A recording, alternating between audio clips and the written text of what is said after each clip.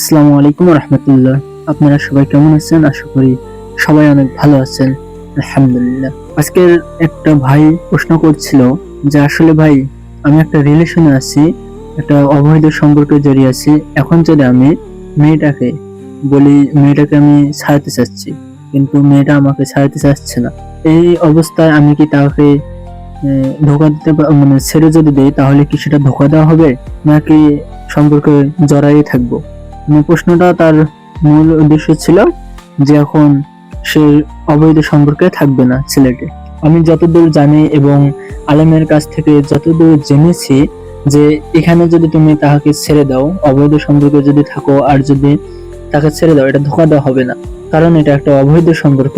এখানে যদি তুমি আল্লাহকে ভয় করো এবং আল্লাহকে ভয় করে যদি তাকে ছেড়ে দাও, এটা ধোকা দেওয়া হবে না। কিন্তু হ্যাঁ, এখানে আবার প্রশ্ন আছে যে তুমি বিয়ে করতে মানে তাকে যদি বিয়ে করার তোমার সামর্থ্য থাকে, ধরো তোমার ইনকাম সোর্স আছে বা তুমি তোমার ফ্যামিলিকে বোঝাতে পারছো, যদি তুমি সত্যিই তাকে ভালোবাসো, সেও যদি তোমাকে ভালোবাসে, তাহলে মেয়ে যদি তার পরিবারকে ম্যানেজ করতে পারে এবং তুমিও যদি তোমার পরিবারকে ম্যানেজ করতে পারো, অবশ্যই অবশ্যই তোমার তাকে বিয়ে করতে হবে।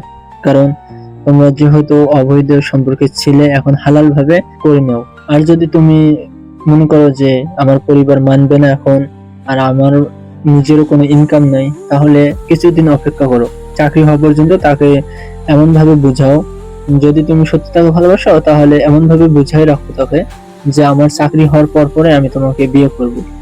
এটা যদি সে মেনে নেয় তাহলে তো ভালো, আর যদি না মানে তাহলে করার কিচ্ছু নাই, তাহলে তুমি তাকে ছেড়ে দাও, এটা ধোকা দেওয়া হবে না আমার মতে বা বিভিন্ন আলেমের মতে। আর যদি সে বরাবরের মতোই তোমাকে বলে যে আর একবার শুধু দেখা করো, আর একটি বার, এটাই শেষবার, আর দেখা করবো না, এগুলোতে আবার পা দিয়েন না।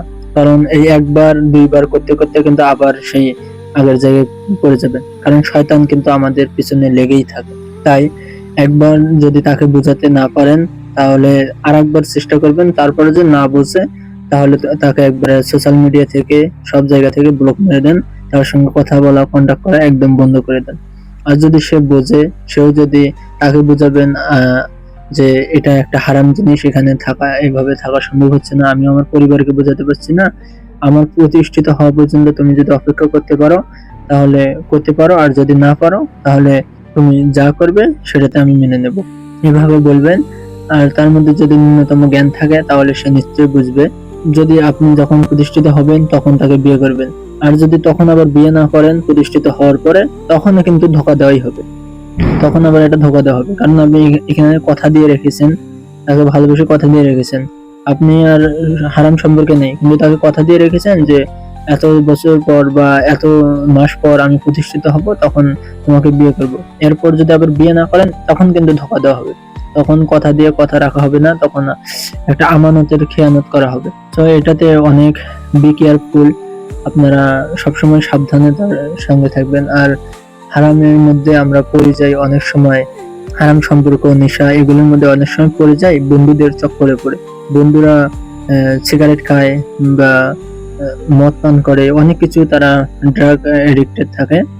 আমরা সেগুলো দেখে ওই যে এক টান দুই টান এগুলো করেই কিন্তু মানুষ ঝরে যায়। প্রেমটাও ঠিক তেমনই, ওই যে বন্ধু করে, বান্ধবী করে, ওটা দেখে নিজের মধ্যে একটা থাকে, মানে একটা নিজের মধ্যে একটা আগ্রহ জেগে ওঠে যে আমাকে একটা প্রেম করতে হবে।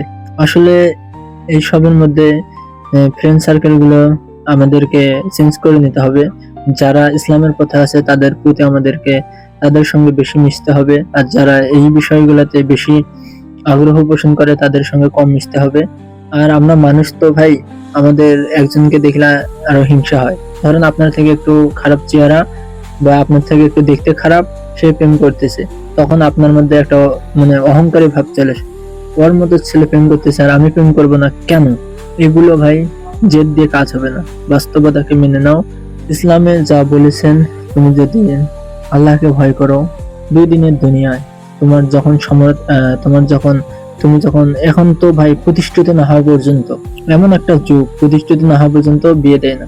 এখানে বাপ মায়েরও দোষ আছে, বাবা মার অনেক ঘাটতি এই জায়গাটাতে, তারা সব বুঝলেও এই বিষয়টা বোঝে না। ছেলে মেয়েকে অ্যাডাল্ট হলে বিয়ে দিতে হবে এটা বোঝেই না। তারা শুধু জানে যে প্রতিষ্ঠিত হবে তারপর বিয়ে করবে।